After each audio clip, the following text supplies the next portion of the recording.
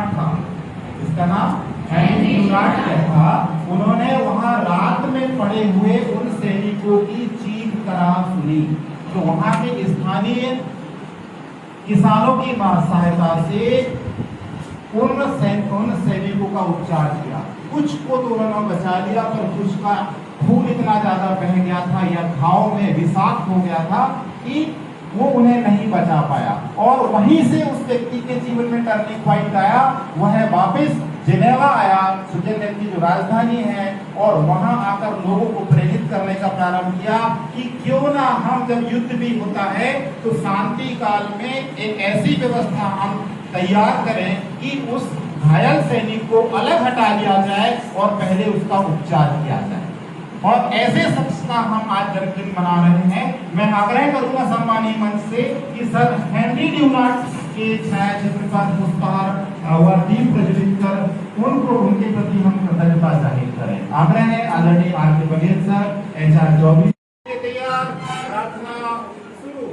तू हिंदुओं में है, तू गरीब है, तू गरीब से खुदा हुआ, तू ही हमारे गुरु, तू यीशु मसीह, हर नाम में तू समा रहा, तू ही राम है, तू रहीम है, तू गरीब से खुदा हुआ, तू ही हमारे गुरु, तू यीशु मसीह, हर नाम में तू समा रहा, तेरी जात पाक कुरान में, तेरा दर्स वेद कुरान में, तेरी जात पाक कुरान में, तेरा दर्स वेद कुरान में, गुरु ग्रंथ जी के बखाने में, तू प्रकाश अपना दिखा रहा, तू ही राम है, तू रहीम है, तू गरीब से खुदा हुआ, तू ही हमारे गुरु, तू यीशु मसीह, नाम में तू समा रहा, और दास है कहीं कीर्तन, कहीं राम धुन, कहीं आगमन, अरदास है कहीं कीर्तन, कहीं राम धुन, कहीं आगमन, वेद गाए सवेर से, तेरा भक्त तुझको बुला रहा, तू ही राम है, तू रहीम है, तू गरीब से खुदा हुआ, तू ही हमारे गुरु, तू यीशु मसीह, हर नाम में तू समा रहा, विधिवेद जात के भेद से हमें मुक्त करेगा परम पिता, विधिवेद जात के भेद से हमें मुक्त करेगा परम पिता, तुझे देख पाए सभी में हम, तुझे देख पाए सभी जगह, तू ही राम है, तू रहीम है, तू गरीब से खुदा हुआ, तू ही हमारे गुरु, तू यीशु मसीह, हर नाम में तू समा रहा।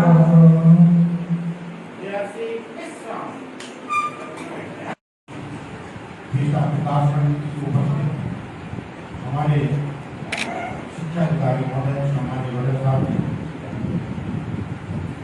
चांद संकुल प्रचार हमारी चौधरी जी, और इस संस्था की प्रभारी प्रचार हमारी हेनरी वंशिक है जी। और सामने विराजमान इस संस्था के वरिष्ठ साथी आदरणीय रघुवंशी जी, जिला संगठक के रूप में विराजमान आदरणीय राकेश जी, हमारे कृष्णलाल जी वर्मा और बलराम बबुले जी और पाटिल जी और प्यारे बच्चे। आज हम जॉन हेनरी ड्यूनार्ट जी का जन्मदिन उन्होंने मनाया है, दिवस है, और उन्होंने मानवता के कल्याण के लिए विश्व को बहुत बड़ी अपनी सेवा दी है, और जिसके लिए हम उन्हें सादर उनके जन्मदिन उनको नमन करते हुए आप सभी को धन्यवाद देते हैं। आपकी गरिमा में उपस्थिति बहुत ही सराहनीय है। उन्होंने मानवता के क्षेत्र में, चाहे वो प्राकृतिक आपदाएं हो, मानवकृत आपदाएं हो, उनसे निपटने के लिए निस्वार्थ भाव से जग की सेवा की।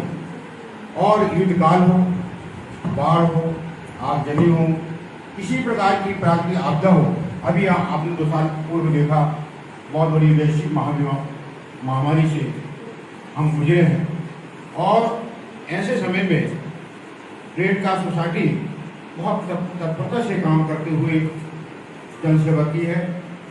और इसी तारतम्य में हमारी सोसाइटी के सदस्य भी पूरी लगन के साथ काम करते रहते हैं निस्वार्थ भाव से।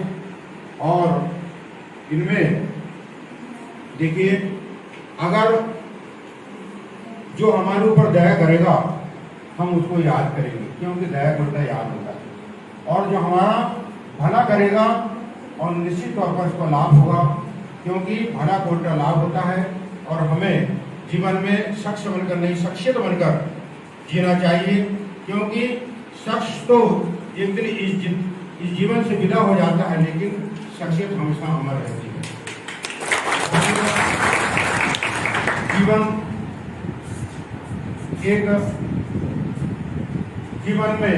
हमारे जीवन में किसी प्रकार का जीवन वो परीक्षा है जिसमें किसी प्रकार का प्रश्न पत्र नहीं दिया जाता है। और यह जो समय जो चल रहा है, भगवान का मानव का संदेश है कि आप इस धरा के सिर्फ मेहमान हो, मालिक नहीं। और हमें निस्वार्थ भाव से जग की सेवा करनी चाहिए, और जग की सेवा करते हुए अपने धर्म को, अपने कर्म को हम सौभाग्यशाली बनाएं, क्योंकि बाबा तुलसी ने भी कहा है, बड़े भाग मानुष तन पावा, बड़े भाग से मानुष तन की प्राप्ति होती है। और हम जो मनुष्य तन जो मिला है, वो निस्वार्थ भाव से हम जन कल्याण में अपने जीवन की पुनः समर्पित करें। इन्हीं भावना के साथ में अपनी वाणी को विराम देता हूँ। जय हिंद। पीछे हमारे बैठे हुए भाई किशनलाल जी, सभी छात्र हैं। जैसा कि सर्वविदित है, आज वर्तमान परिवेश में मानव सेवा की बहुत ज़्यादा अवसर है। हमको निस्वार्थ भाव से सेवा करने में जो आनंद मिलता है, वो आनंद और किसी अन्य चीज में नहीं मिल सकता। बहुत सी ऐसी स्थितियाँ हमारे पास निर्मित होती है, जैसे अभी वर्तमान में एक गवर्नमेंट ने कानून बनाई थी हिट एंड रन, उसका काफ़ी विरोध हुआ, जबकि वो कानून जो है मानवीय दृष्टिकोण से बहुत अच्छा था कि धोखे से अगर कोई टकरा जाता है तो उसका आप ट्रीटमेंट करवाइए। तो व्यक्ति करवाता नहीं है, वो क्या जैसे ही टकराया वो व्यक्ति जीवित है या क्या क्षति उसकी हुई है ये कोई नहीं देखता। हमारा मुख्य उद्देश्य होता है कि हम स्पॉट छोड़कर कैसे भागें, और उसमें पूरे ट्रांसपोर्टर्स लोगों ने उसका स्ट्राइक किया। तो ये इस प्रकार के कानून की आवश्यकता क्यों है? क्योंकि व्यक्ति मानवीय दृष्टिकोण भूल जाता है। आज हम देखते हैं प्रतिदिन एक्सीडेंट से बहुत ज़्यादा मौतें होती। उसका कारण क्या है कि हम लोग एक तो मोबाइल का दुरुपयोग करते हैं, दूसरा मादक पदार्थों का भी ड्राइवर लोग सेवन कर लेते हैं। ऐसी बहुत सारी घटनाएं होती हैं। तो उस समय हमें और उसको कोई प्राथमिक स्वास्थ्य सेवाएं भी उपलब्ध नहीं हो पाती। ये सभी संस्थाओं में रेड क्रॉस सोसाइटी संचालित है। रेड क्रॉस के बच्चे हर संस्थाओं में आपको उपलब्ध होंगे। उनके अंदर मानवीय दृष्टिकोण निर्मित करना ये हमारा एक मुख्य उद्देश्य होता है। बहुत सारी ऐसी घटनाएं होती हैं, जैसे अभी अपन देख रहे हैं पूरा क्लाइमेशन अनियंत्रित हो गया। कभी बारिश अचानक तूफान आ जा रहा है, और इस बार आपने देखा होगा कि ऐसे तूफान आ रहे हैं जैसे हम समुद्र किनारे बसे हुए, कितने तेज तूफान आ रहे हैं। विद्यालय में शिविर का आयोजन किया गया है, इसके लिए मैं बहुत धन्यवाद देता हूँ माननीय जी का और आदरणीय हमारे संकुल प्रचारक हमारे मानवीय जी और माननीय और सदस्यगण और सभी प्यारे बच्चे। निश्चित रूप से रेड क्रॉस सोसाइटी एक महत्वपूर्ण अंग है अपने जीवन का, और वो हमें सिखाती है कि हम अपने जीवन में मानव सेवा के लिए, जन सेवा के लिए क्या क्या कर सकते हैं। जल जंगल जमीन सेवा करने के लिए क्या क्या कर सकते हैं। ये सारी गतिविधियों में हमको प्रतिभागी बनाती है और हम उसमें काम करते हैं। जैसा कि मालिक जी ने बताया था खैर घाट की उदाहरण, निश्चित रूप से ये बहुत सराहनीय कार्य है और ये हमें जीवन में प्रेरणा देती है कि हमें कौन कौन से गतिविधियों में कैसे कैसे कार्य कर सकते हैं, समाज सेवा कैसे कर सकते हैं, मानव सेवा कैसे कर सकते हैं, जीव सेवा कैसे कर सकते हैं, वृक्षारोपण, वन, जल, जमीन को कैसे बचा सकते हैं, इसकी शिक्षा हमें red cross society, junior red cross society हमें सिखाती है और उससे हमें अपनी जिंदगी में निश्चित रूप से एक अच्छे कार्य करने के लिए हमें प्रेरणा मिलती है, सीखने की अवसर मिलता है। और ये हमारी जो सोसाइटी है रेड क्रॉस सोसाइटी, वो समय समय पर विभिन्न जगहों पर ऐसे ही शिविर का आयोजन करते हैं, ट्रेनिंग का आयोजन करते हैं और कैंप भी लगाते हैं। तो निश्चित रूप से आप सभी इस दिशा में आगे बढ़े। इसी प्रकार से हमारा एक और भी होता है एनसीसी और स्काउट गाइड, वो भी इसी क्रम में आगे अपनी गतिविधि को चलाते हैं। तो निश्चित रूप से आप सभी को मेरी ओर से शुभकामना, बधाई और आगे बढ़ते रहेंगे और कुछ जिंदगी में करने की तमन्ना लेकर आगे बढ़ते रहेंगे। बहुत बहुत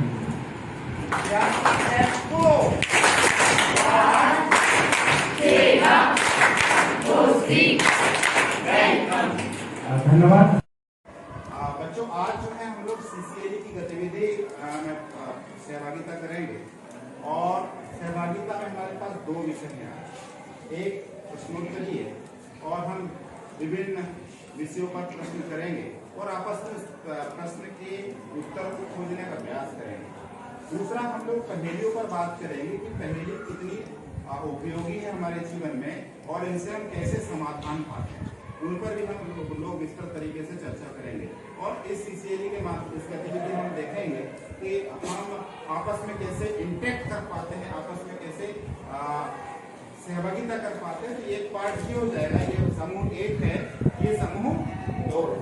तो समूह एक प्रश्न करेगा और समूह दो उसका उत्तर देगा। यहाँ से प्रश्न होगा, उत्तर होगा और प्रश्न हमने तय किया है कि तीन प्रकार से होगा।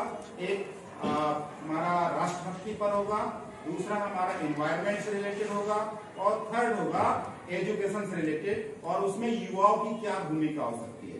तो मैं समूह एक से अपेक्षा करूंगा कि वो प्रश्न करे और समूह दो उसके लिए तैयार रहेगा।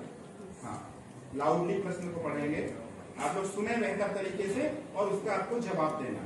युवा देश हित में क्या योगदान दे सकते हैं?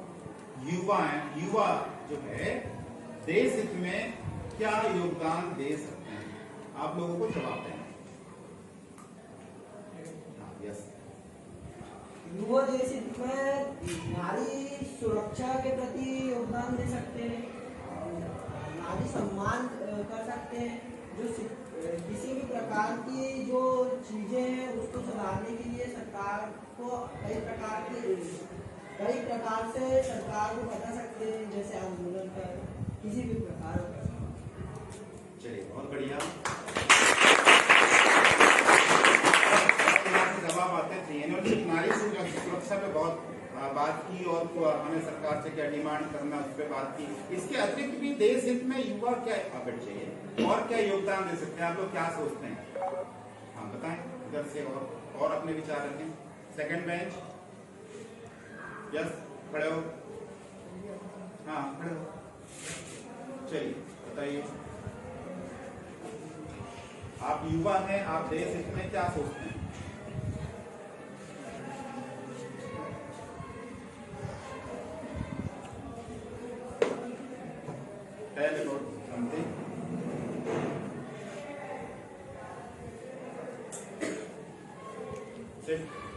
नेक्स्ट, हाँ उधर से पीछे से आप लोगों को कोई बोलना चाहेगा? युवा अपना सहयोग इस प्रकार दे सकते हैं, जैसे कि किसी काम में सरकार का हाथ बटाकर कोई जॉब को ज्वाइन कर, जैसे आर्मी, डॉक्टर, पुलिस। बहुत बढ़िया।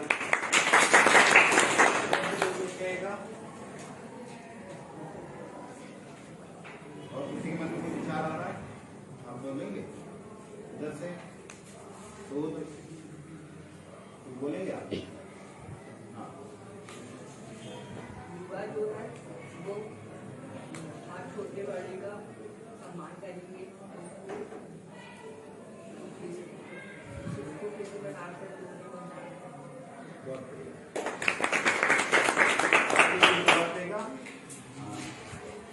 युवा जो सरकार द्वारा बनाई गई चीजों का नुकसान न करके उसमें सहयोग मतलब सुधारने के लिए और कोशिश कर सकते हैं और ज़्यादा से ज़्यादा अपने आसपास के एरिया को साफ रख सकते हैं, जिससे सफाई और कई बीमारियों का समाधान होता है। बहुत बढ़िया।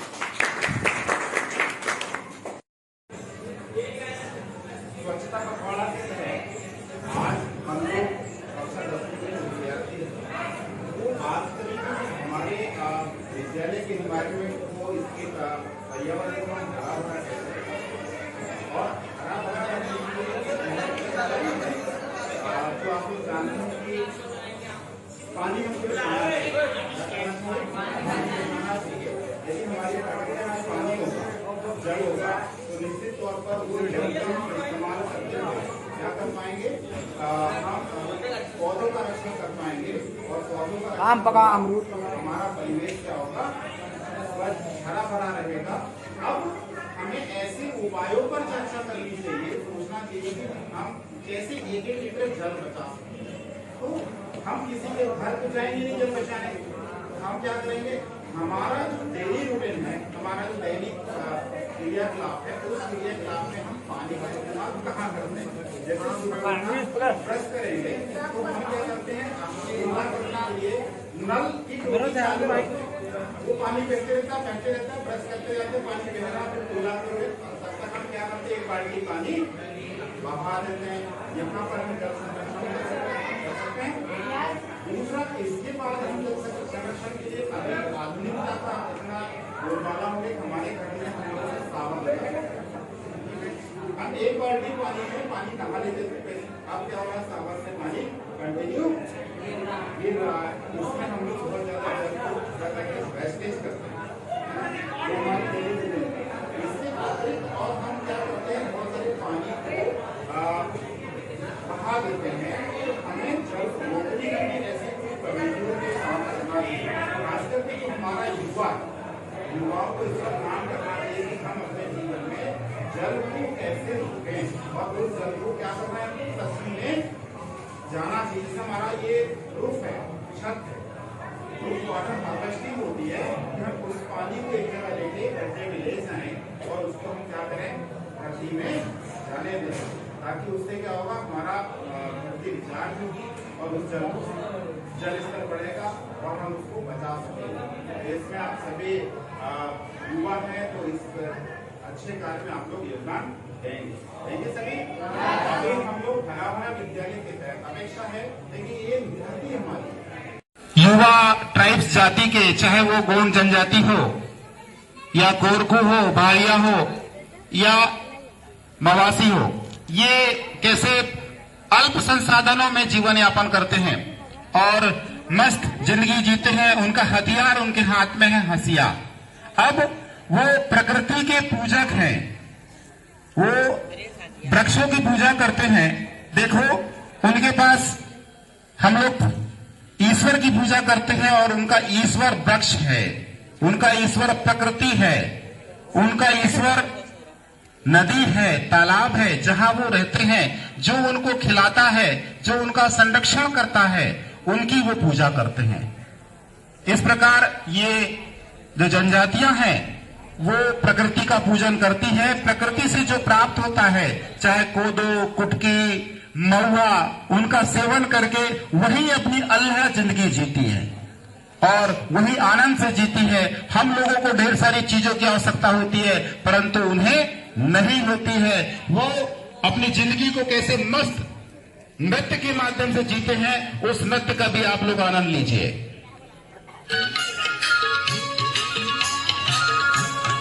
जोरदार तालियां।